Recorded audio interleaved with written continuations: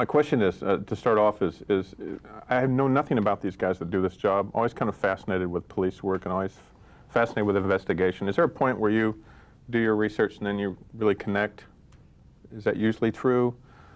Yeah, I do a lot of reading to start with. I try and fill my imagination that way, because obviously there's some aspects to a job like this fella has that you really can't experience, but you can read case studies and you can then interview various blokes that actually do it for a living.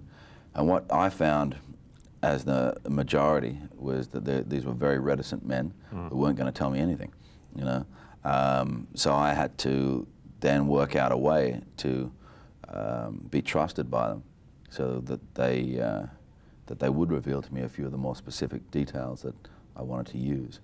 And I found after a few conversations I could go with these fellows, to meetings of men who do the same job, and it was absolutely accepted that if I was there, I was just one of the blokes. Yeah, I would imagine. This is pre-Gladiator coming out, though, of course, which might be a little more difficult now. Yeah, I would imagine they're not the gregarious type.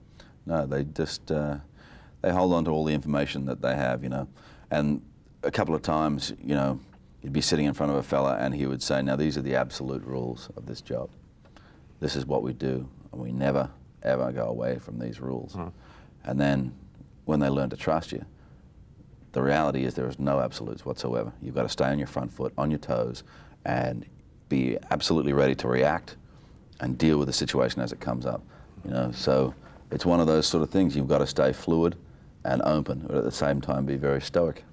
I live in Texas, and when the band played down in Austin, tell me about the Texas audiences.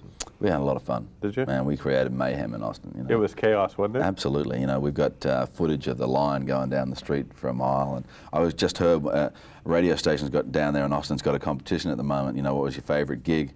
And they've stopped taking votes for 30 foot of grunts because I think our internet fans are crashing their site type of thing.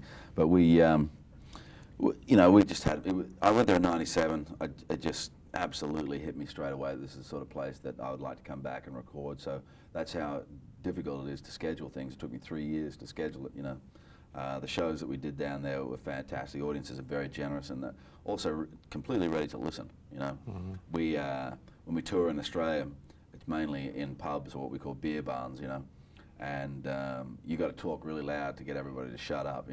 What I really liked about performing in Austin is everybody was simply there to give the band a go, And luckily for us, they were liking what they were hearing, and we had some great nights down there. Also did some great recording while we were there at Island Studios. That album is being released in Australia in February. It's called Bastard Life or Clarity, but you can actually pre-order it now if you go to www.gruntland.com. Gruntland.com. Uh-huh. It's tough being a teen idol. A teen idol? Oh, mate. Well,